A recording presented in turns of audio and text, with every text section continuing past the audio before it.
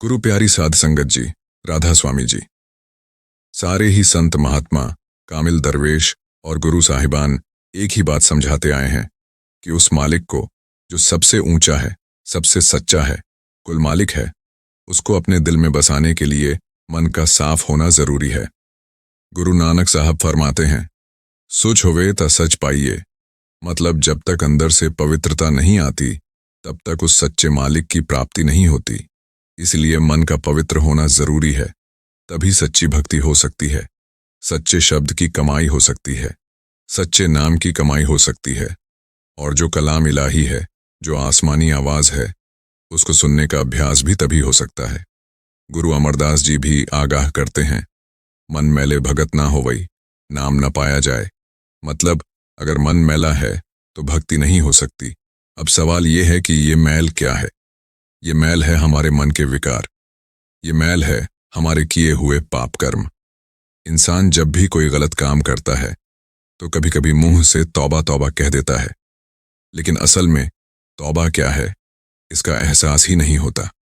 संत महात्मा हमें झिंझोड़कर समझाते हैं ताकि हम अपने अंदर झांक सकें, अपने आप को देख सकें कि हमारी हालत क्या है, हमारे कर्म कैसे हैं, हम किस हद तक गिर चुके हैं। फिर समझ आता है कि तौबा का असली मतलब क्या है। इंसान 3 तरह से कर्म करता है, एक मुंह से बोलकर, दूसरा मन में सोचकर, तीसरा शरीर से करके। और जो भी कर्म किसी भी जीव को दुख देता है, कष्ट देता है, वो गुनाह है। और जो भी कर्म हमें उस मालिक से दूर करता है वो भी गुनाह है। अब तौबा क्या है? तौबा का मतलब है जो गलती हुई है उसका एहसास होना, दिल से लगना कि मैंने गलत किया, अफसोस होना कि मुझे ये नहीं करना चाहिए था, फिर उस गलती के लिए दिल में पछतावा होना, शर्म महसूस होना, और उस हालत में उस मालिक के आगे झुककर माफी मांगना, और साथ ही पक्का इरादा करना कि अब ये गलती दोबारा नहीं होगी। यही सच्ची तौबा है।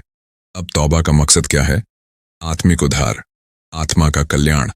संत फरमाते हैं कि आत्मा अल रूह मिन रब्बे अमरी है, मतलब ये उस परमात्मा की अंश है। आप समझाते हैं, सुखदा रूप अखंड चेतन है तू। साईं बुल्ले शाह जी भी कहते हैं, ए प्यारी आत्मा, तू उस मालिक की अजर अमर अंश है। तेरी असली जगह उस परमात्मा के साथ है, तू सुख का रूप है। शास्त्र भी यही कहते हैं। इसलिए बुल्ले शाह जी चेतावनी देते हैं, हे आत्मा, तू अपने आप को पहचान। तू कहां फंस गई है इस दुनिया में? तू अनंत परमात्मा की अंश है और तू सीमित चीजों में उलझ गई है। ये दुनिया की चीजें जिनसे तू प्यार करती है, ये सब नाशवान हैं। इनमें से कोई भी तेरे साथ नहीं जाने वाला। इसलिए दुनिया से इतना मोह करना और मालिक को भूल जाना भी एक गुनाह है।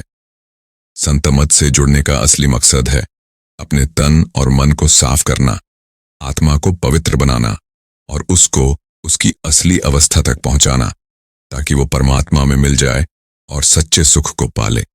लेकिन इंसान की हालत देखो, मुंह से कहता है परमात्मा हर जगह है, वो सर्वशक्तिमान है, सब कुछ देखता है, लेकिन फिर भी गुनाह करता रहता है। क्यों? क्योंकि इंसान को एक झूठा विश्वास हो गया है। उसे लगता है कि ये दुनिया ही सच्ची है, ये मान, ये पैसा, ये सुख, ये सब स्थायी हैं। इसी लालच में वो अपने सारे उसूल भूल जाता है और गलत काम करता चला जाता है। दूसरी बात, मालिक ने इंसान को समझ दी है, विवेक दिया है, ताकि वो सोच समझकर काम करे। लेकिन इंसान मोह में इतना डूब जाता है कि ना उसे मालिक याद रहता है, ना अपने कर्मों का फल। वो सोचता है जो करना है कर लो, कौन देख रहा है? और यही सोच उसे गुनाहों में धकेल देती है। इसलिए सच्ची तौबा होती ही नहीं। सिर्फ मुंह से बोलते हैं तौबा तौबा, पर अंदर कोई बदलाव नहीं होता। 5वीं पातशाही जी फरमाते हैं, लिखे कथे न छुटिए, खिन्न खिन्न पुलनहार। मतलब अगर हिसाब शुरू हो जाए तो हम बच नहीं सकते। हर पल हमसे गलतियां होती हैं, लेकिन फिर भी मालिक बख्शने वाला है। गुरु अर्जुन देव जी फरमाते हैं, असंख्य खते खिन्न बख्शनहारा। मतलब कितने भी गुनाह हों वो एक पल में माफ कर सकता है। यही उसकी दया है, यही तौबा का आधार है। इस्लाम में भी कहा गया है, अगर इंसान आखिरी सांस तक भी सच्ची तौबा कर ले तो भी माफ हो सकता है। लेकिन हमारी हालत क्या है? हमारे अंदर जो आत्मा है वो हमें रोकती है, पर हम सुनते नहीं। माया का पर्दा इतना भारी हो गया है कि ना हमें एहसास होता है, ना अफसोस, ना शर्म। अगर हम तौबा करते भी हैं तो बस ऊपर ऊपर से। इसीलिए संत महात्मा झिंझोड़ते हैं, ये कैसी तौबा है? मुंह से तौबा करते हो, दिल से नहीं। बाबा फरीद जी भी कहते हैं, अगर तेरे कर्मों से अच्छे गुण नहीं आ रहे तो वो काम छोड़ दे, नहीं तो दरबार में शर्मिंदा होना पड़ेगा। मालिक को कौन से गुण पसंद है? प्रेम, दया, क्षमा, सब्र, संतोष, मीठा बोल, संयम। लेकिन इंसान ये सब नहीं अपनाता, सिर्फ तौबा बोलता रहता है। तौबा का मतलब है जीवन बदलना, गुनाह छोड़ना, अच्छे गुण अपनाना, पर इंसान ऐसा करता नहीं। इसलिए साईं जी कहते हैं, ये तौबा तेरे काम नहीं आएगी। साथ संगत जी, संत हमें फिर झिंझोड़कर समझाते हैं कि इंसान की हालत क्या हो गई है। वो कहते हैं, तू गुनाह पे गुनाह करता चला जाता है, कसम भी खाता है, प्रण भी करता है, तो वो भी झूठा होता है और उस पर टिकता भी नहीं है। इसीलिए संत महात्मा कहते हैं, मुंह तौबा दिलो ना करदा। संत महात्मा हमें असल में जिन सिखाते हैं वो हमें सिखाते हैं कि जीवन कैसे जीना है। लेकिन इंसान उस रास्ते पर चलता ही नहीं, वो गुनाह छोड़ता नहीं, वो अपने अंदर अच्छे गुण लाता नहीं। इसलिए कहा जाता है, इस तौबा थी तर्क ना फड़दा। मतलब तौबा जो तुझे रास्ता दिखा रही है, तू उस रास्ते को पकड़ता ही नहीं। फिर साईं जी कहते हैं, किस गफलत ने पायो पर्दा। मतलब कौन सी गफलत है, कौन सी नासमझी है जिसने तेरे ऊपर पर्दा डाल दिया है। तू उस मालिक को भूल गया है, तू उसके इंसाफ को भूल गया है। ना तेरे अंदर उसका डर है, ना उसके लिए प्यार है। अगर तू एक बार भी सच में उस रास्ते पर चलना शुरू कर दे जो तौबा तुझे दिखाती है, तो तेरे अंदर बदलाव आ जाएगा। तेरे अंदर मालिक का प्रेम जागेगा, तेरे अंदर उसका डर अदब आएगा और तू छोटे से छोटे गुनाह से भी डरने लगेगा। फिर तेरे मुंह से अपने आप निकलेगा, हे मालिक, हमसे बहुत गलतियां हो गई हैं, हमें माफ कर दे। साथ संगत जी, संत हमारी हालत को और खोलकर बताते हैं।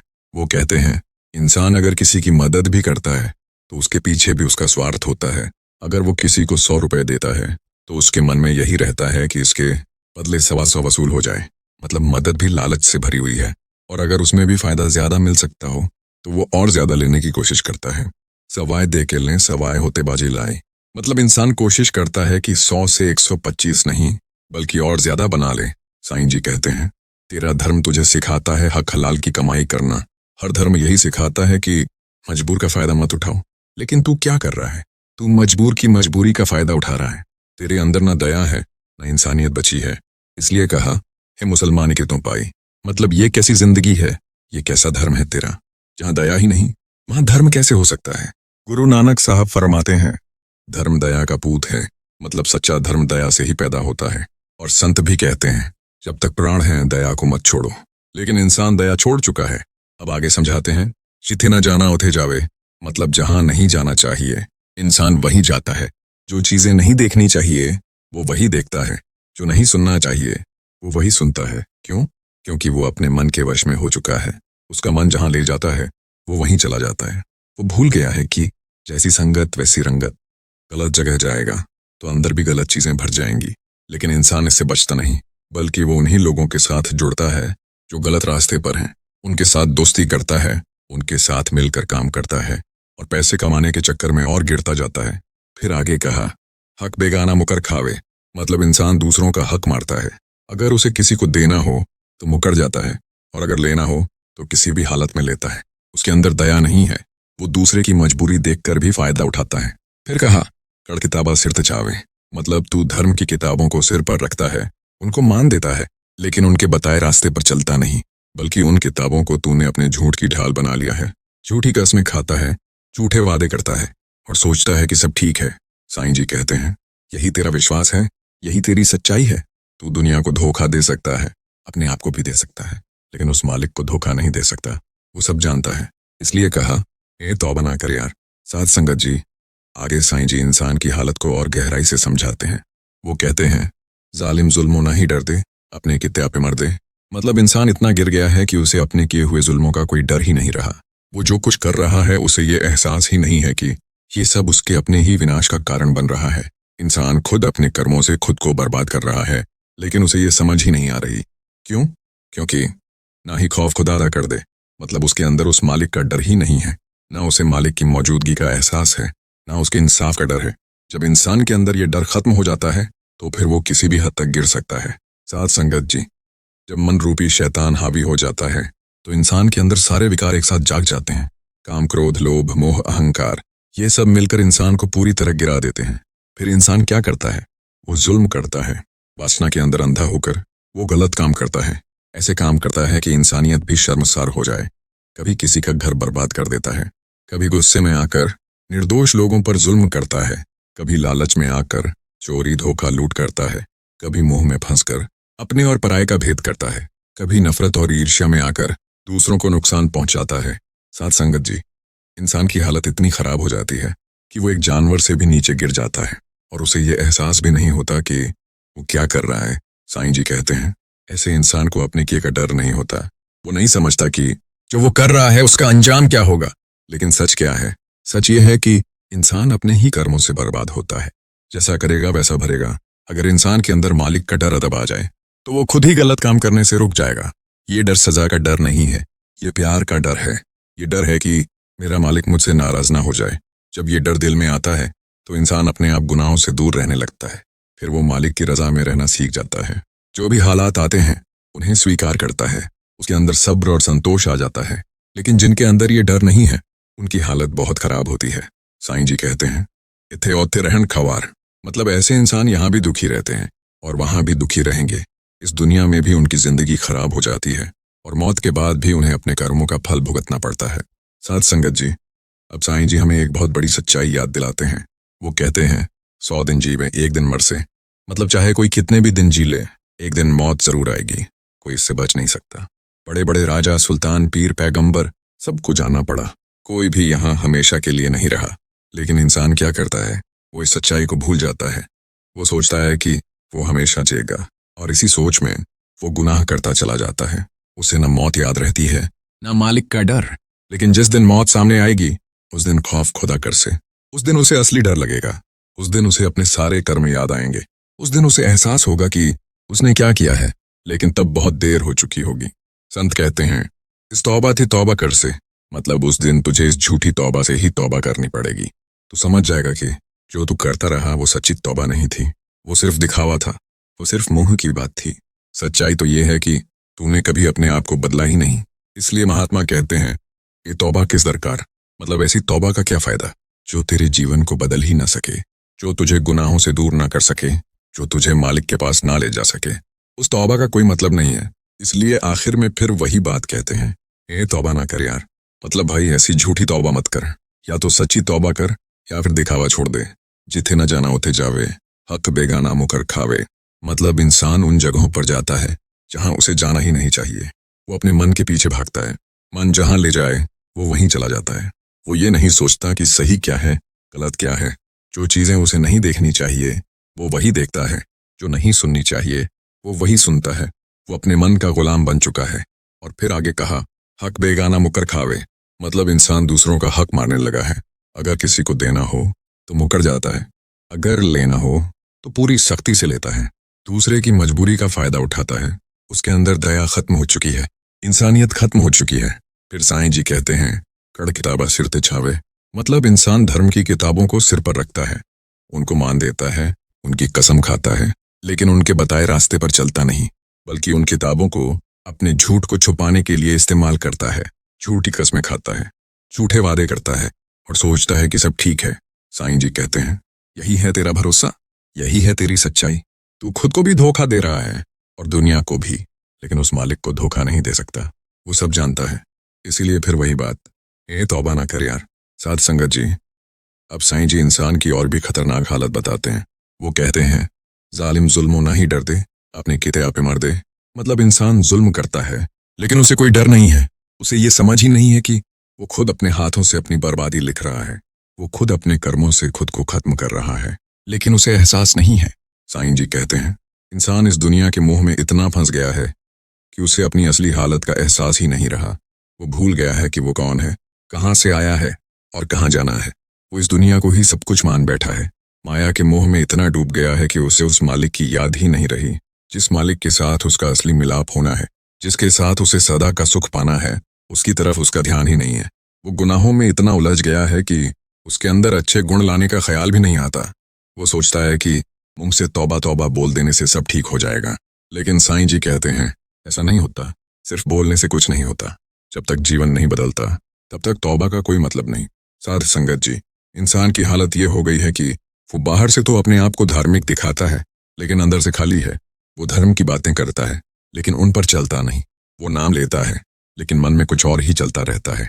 वो पूजा करता है, लेकिन उसके कर्म कुछ और ही होते हैं। साईं जी कहते हैं, ऐसी हालत में इंसान खुद को भी धोखा दे रहा है। वो सोचता है कि वो सही कर रहा है, लेकिन सच में वो गलत रास्ते पर जा रहा है, और यही सबसे बड़ा धोखा है। साध संगत जी, साईं जी हमें समझाते हैं कि अगर सच में तौबा करनी है तो पहले अपने आप को देखना पड़ेगा, अपने अंदर झांकना पड़ेगा, देखना पड़ेगा कि हम क्या कर रहे हैं, हमारे कर्म कैसे हैं, हमारी सोच कैसी है। अगर इंसान सच में अपने अंदर देख ले तो उसे अपने गुनाह नजर आ जाएंगे, और जब गुनाह नजर आएंगे तभी सच्चा अफसोस होगा, तभी सच्चा पछतावा होगा, और तभी सच्ची तौबा होगी। साईं जी कहते हैं, जब तक अंदर से दर्द नहीं उठता तब तक तौबा सच्ची नहीं होती। जब तक दिल से आवाज नहीं निकलती कि डेंग मैंने गलत किया, तब तक बदलाव नहीं आता। साध संगत जी, सच्ची तौबा इंसान को बदल देती है। उसका सोचने का तरीका बदल जाता है, उसका बोलना बदल जाता है, उसका चलना फिरना बदल जाता है, उसका पूरा जीवन बदल जाता है। वो गुनाहों से दूर होने लगता है, वो अच्छे गुण अपनाने लगता है, उसके अंदर दया आती है, नम्रता आती है, संतोष आता है। वो दूसरों का भला सोचने लगता है, वो किसी को दुख नहीं देना चाहता, वो अपने मालिक को खुश करना चाहता है। और यही सच्ची तौबा का असर है। लेकिन जो इंसान सिर्फ मुंह से तौबा करता है, उसके अंदर कुछ नहीं बदलता। वो पहले जैसा ही रहता है, वो फिर वही गुनाह करता है, और फिर वही तौबा तौबा बोल देता है। साईं जी कहते हैं, ये खेल बंद कर, या तो सच में बदल जा या फिर दिखावा छोड़ दे। साध संगत जी, आगे साईं जी हमें ये भी समझाते हैं कि तौबा सिर्फ गुनाह छोड़ने का नाम नहीं है। तौबा का मतलब है अपने जीवन को सही दिशा देना। तौबा का मतलब है अपने मन को साफ करना। तौबा का मतलब है अपने अंदर मालिक के लिए जगह बनाना। जब मन साफ होगा तभी उसमें मालिक बसेगा। अगर मन गंदा रहेगा तो उसमें कुछ भी अच्छा नहीं टिकेगा। इसलिए पहले मन को साफ करना जरूरी है। और मन साफ कैसे होगा? गुनाह छोड़ने से, अच्छे गुण अपनाने से, मालिक को याद करने से। साध संगत जी, साईं जी हमें बार बार यही समझाते हैं कि जीवन बहुत कीमती है, ये बार बार नहीं मिलता। इसीलिए इसे यूं ही गुनाहों में बर्बाद मत कर, इसे सही रास्ते पर लगा, मालिक की तरफ मोड़, उसकी याद में लगा, तभी जीवन सफल होगा। नहीं तो अंत में पछताना पड़ेगा। जब मौत सामने आएगी तब सब कुछ याद आएगा, लेकिन तब कुछ करने का समय नहीं रहेगा। इसलिए अभी संभल जा, अभी जाग जा, अभी अपने आप को बदल ले। यही साईं जी का संदेश है। और अंत में फिर वही बात, ए तौबा ना कर यार, मतलब ऐसी झूठी तौबा मत कर, अगर करनी है तो सच्ची कर। साध संगत जी, साईं जी आखिर में इंसान को बहुत गहराई से समझाते हैं। वो कहते हैं कि इंसान इस गफलत में जी रहा है कि अभी बहुत समय है। वो सोचता है कि अभी जिंदगी पड़ी है, अभी मजे कर लेते हैं, बाद में तौबा कर लेंगे। लेकिन ये सबसे बड़ी भूल है, क्योंकि किसी को नहीं पता कि मौत कब आ जाए। साईं जी समझाते हैं, मौत एक ऐसी सच्चाई है जो कभी भी सामने आ सकती है। कोई अमीर हो, कोई गरीब हो, कोई बड़ा हो, कोई छोटा हो, मौत सबको आनी है, कोई इससे बच नहीं सकता। लेकिन इंसान क्या करता है? वो इस सच्चाई को जानकर भी अनजान बनता है। वो अपने मन को समझाता है कि अभी समय है, और इसी सोच में वो गुनाह करता रहता है। वो अपने मन के पीछे चलता रहता है, वो अपने विकारों में फंसा रहता है और सोचता है कि जब समय आएगा तब देखेंगे। लेकिन साईं जी कहते हैं, जिस दिन मौत सामने आएगी उस दिन तुझे असली सच्चाई समझ आएगी। उस दिन तुझे अपने सारे गुनाह याद आएंगे। उस दिन तुझे मालिक का डर लगेगा, लेकिन उस समय कुछ करने का मौका नहीं होगा। उस समय सिर्फ पछतावा होगा। इसलिए साईं जी कहते हैं, अभी संभल जा, अभी अपने आप को बदल ले, अभी सच्ची तौबा कर ले, क्योंकि बाद में मौका नहीं मिलेगा। साध संगत जी, साईं जी हमें यह भी समझाते हैं कि सच्ची तौबा सिर्फ शब्दों में नहीं होती, सच्ची तौबा अंदर से होती है। जब इंसान सच में अपने गुनाहों को पहचान लेता है, जब उसे अपने की का अफसोस होता है, जब उसके अंदर से आवाज आती है कि मैंने गलत किया, तभी तौबा सच्ची होती है। और जब तौबा सच्ची होती है तो इंसान बदल जाता है। वो पहले जैसा नहीं रहता, उसके अंदर अच्छे गुण आने लगते हैं, वो गुनाहों से दूर होने लगता है, वो अपने मालिक की तरफ बढ़ने लगता है। साईं जी कहते हैं, यही असली रास्ता है, यही असली मकसद है। इंसान को इसी रास्ते पर चलना चाहिए। लेकिन अगर इंसान सिर्फ दिखावा करता है, सिर्फ मुंह से तौबा करता है और अंदर से वैसा का वैसा ही रहता है, तो उसका कोई फायदा नहीं, वो सिर्फ अपने आप को धोखा दे रहा है। साध संगत जी, साईं जी बार बार यही बात दोहराते हैं, ऐसी तौबा मत कर जो तेरे जीवन को बदल ही ना सके, जो तुझे गुनाहों से दूर ना कर सके, जो तुझे मालिक के करीब ना ले जा सके। वो तौबा किसी काम की नहीं है। इसलिए साईं जी का सीधा संदेश है, अगर तौबा करनी है तो सच्ची कर, दिल से कर, अपने जीवन में उतार, गुनाह छोड़, अच्छे गुण अपना, मालिक को याद कर, उससे प्यार कर, उसका डर अदब अपने अंदर पैदा कर। तभी तेरा जीवन सफल होगा, तभी तुझे सच्चा सुख मिलेगा। नहीं तो इंसान ऐसे ही गुनाह करता रहेगा और अंत में खाली हाथ जाएगा। साध संगत जी, अंत में फिर वही पंक्ति, ए तौबा ना कर यार, मतलब ऐसी झूठी ऊपर ऊपर की तौबा मत कर, या तो सच्ची कर या फिर दिखावा छोड़ दे। साध संगत जी, राधा स्वामी जी।